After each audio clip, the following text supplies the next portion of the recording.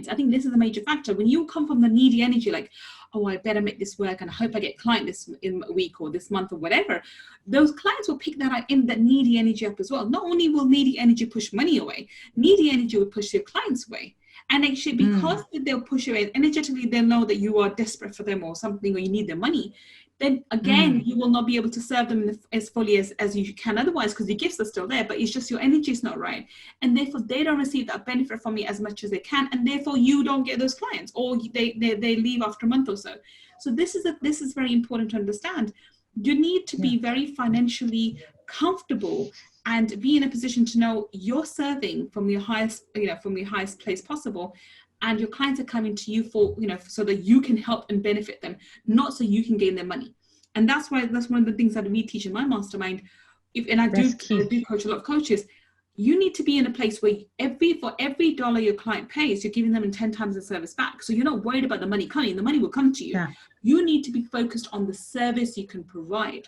But also at the same time, you don't need your clients. Your clients need you. Come from that energy and be in that energy and make sure that you provide it. And then once you do, you have clients glow. I have to stop you right, because it's amazing how, like what you mentioned, right? We have to first focus on the service that we're providing to the client, ensuring that we're getting the proper results for the client of what their need. And sometimes we'll be pushing for a result, and it's not what the client wants. So taking the time to find out what the client wants, and then from there, instead of it being about me putting money in my pocket, focus on specifically on the client, because the client is going to feel that, like you said, they're going to know, they're going to understand that, wait a minute, it's all about her. So you're right. It's that you have to be careful how you're approaching and how you're thinking, even meeting with that person, or how you're going to meet that person's needs. Yeah, exactly. And you need to come across as a person who can actually can provide that service. You need to be confident in yourself. Yes, we all face imposter syndrome. Who doesn't? And this is a fact that when I'm speaking to one of my real dear friends, who's an amazing, she's phenomenal success. Yet she still suffers from imposter syndrome now and again. And she was telling me this, and I agree with that. The more success you taste, the more success you attain, the larger the imposter syndrome comes. When it comes back, it really comes to really bite your backside and think, really, did I do that? Or am I really capable? Or did I really help them get the result? And this is when you need to stand up and own, as we were talking about before off the camera, own your gifts, own your talents, and own your ability, and know that you are amazing. And all these testimonials and all the client testimonials you have prove the fact that you are amazing. And the imposter syndrome, when it does come, he has to send it right back, thinking, well, yes, we're human, we all have our off days, of course we will. But I'm amazing and I can achieve amazing results for my clients. Not necessarily in monetary terms. As a money mindset expert, I fully own the fact to my clients, money will come, but it's a byproduct. It's this internal work you're going to do. And it's the journey on the way that will change you, will transform you as a person. And that's what we're after, not necessarily the money in the bank account. Money in the bank account always comes anyway. But you'll see the transformation. And this is what you need to be going for. Because like you said, your clients they come to you for, they may want one thing. For example, they want you to help them set up a business.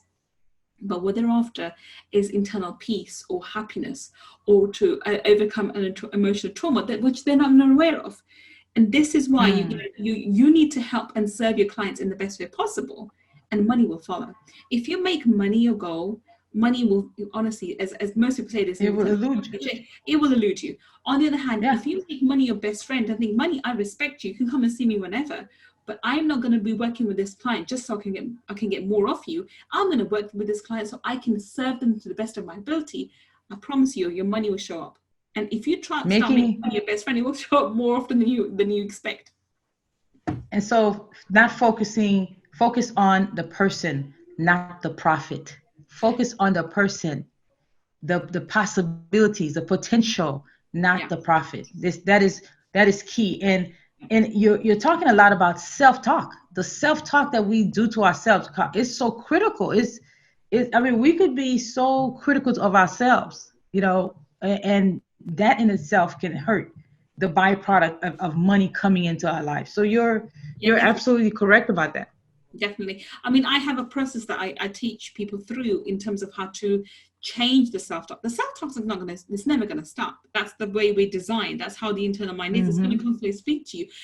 How that internal conversation, goes and which direction it goes, you can decide that you can change your programming around that. And I have a number of processes. One of them, my favorite ones, which I've shared numerous times, is actually giving yourself love. And through the mirror exercise, so I have mirror exercises I teach, and I quite openly teach, especially my 5-day challenges, where I teach a set of a very simple methodology where you are actually giving yourself love. Now, think about this, Carla. How often do we actually give ourselves love, or even are allowed to give ourselves love? Because we've grown up with the idea with the society that if you love yourself, you're arrogant and conceited. Whereas that's far from the truth. If you're unable to love yourself, not in an arrogant, egotistical way, but from a loving, unconditional love. I can be patient with you. It's okay to make mistakes. It's okay to be who you are. Loving yourself in that way. If you're not able to do that, how can you receive the love from your clients, from your family, from your friends, or even your partner, or from the universe? So self-love is very important. It's self-love is very, very important, because how can you give anything that you can't receive yourself? Exactly. So self-love is important in your money more than anything else, because if you don't like you, why would money like you? Right? And so it's so important to understand that, and you need to like who you are, where you are, and how you are, exactly the way you are. And this is important if you want to lose weight, if you want to have money, if you want to have business, if you want to have clients. It's so true in all respects. So the easiest way to do this is actually reprogram your mind in terms of who you are and what you are and how you see yourself. And it's such a shame that every single person looks in the mirror every single day, and when they're brushing their hair, brushing their teeth, or whatever, but they fail to look upon themselves. They look at their reflection, but they fail to look upon themselves. So this is why I specifically teach a methodology in the makeover challenge, and especially if they come to work in the mastermind. I have one of my manifesting techniques is using the mirror quite frequently. It's a very very powerful technique, because when you can reprogram your mind. Now, reprogramming mind is on the psychologically speaking, because I talk about it psychologically, but it's the energy behind it which we actually after. That is the energy shift that happens that actually allows your mindset to change quickly and rapidly. When you are allowed to give yourself, when you allow yourself to give yourself that love, that the affection, the kind of nurturing that you've been yearning from the external world, from your parents, from your partner, from your friends, and so forth. When you're able to give that to yourself, and you're enough for yourself, and you become centered, not arrogant like I don't need the world, but in the sense that I'm okay with just me, and I'm enough for me, and everybody else, I be me, and you be you, and I be me, and then you're allowing everybody else to come and love you how they choose to, but you don't need them to love you for you to feel good about yourself. When you get to that point, you become a magnet for opportunities, for money, for friends, for so much abundance.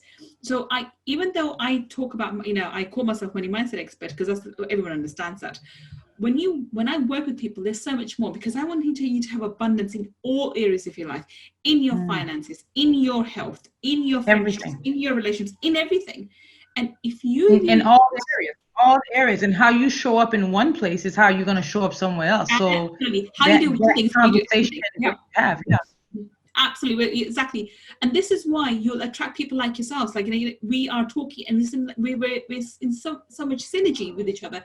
You'll attract people like that to you, who are, oh my God, that makes so much sense. And you can learn from them and grow with them, and form better relationships, and move away from those belittling, and we've all had those friendships and relationships with your family members who they make you feel small, and exactly they push your buttons and make you react in ways that you don't want to anymore. But this is the whole point, that you need to, first of all, the relationship has to start with you. You have to draw your boundaries. And I'll give an example. It recently happened between me and someone close to me, actually. I'm not going to say the name of his. And since childhood, we've grown up, and as we've got older, when we were younger, we used to banter each other. It's fine, okay, that's what siblings do. But when you get older, because I'm more successful than this person, a lot more successful, I take more. When he makes fun of me or whatever in family gatherings or whatever, I used to just take it. I'm like, because I felt so sorry for him, and somehow I felt almost guilty for my success, even though I've had more ups and downs than him. He's had his issues, and he unfortunately hasn't come out of it. I've gone up and down. I've got literally a whole graph in terms of how, what has happened to me up and down. I'm still very successful, and alhamdulillah, now I've got almost a 7-figure business. So I somehow. But isn't it interesting how you? It's interesting how you mentioned this. Like you felt like you had to play small to please someone else. Not play small, but I allowed him. It's okay if he makes fun of me. If he gets a little bit of happiness from making fun of me, it's okay. I wouldn't retaliate back. Up until recently, when I drew the line, I said no more. I'm sorry, I cannot put up with it. You making fun of me. This is not acceptable. And I retaliated. I sort of put my foot down, and oh my God, all hell broke loose, and he fumed like crazy. And I said, and I took a step back, and I still did. And I stood my ground, and I gave him a week. Actually, I kept calm. A week later, I called him and said, "Look, we need to talk. This is not acceptable." And again, he wasn't willing to listen. And he put the phone down. Now I said, "Okay, he is my sibling. I can't. I'm never going to stop loving the guy. He's my sibling, but at the same time, I have to draw boundaries and expect him to. If I don't respect them myself, I can't expect him to respect it. And for him to respect it, he has to understand I will not tolerate it, even as a joke. It's not something that I'm willing to accept.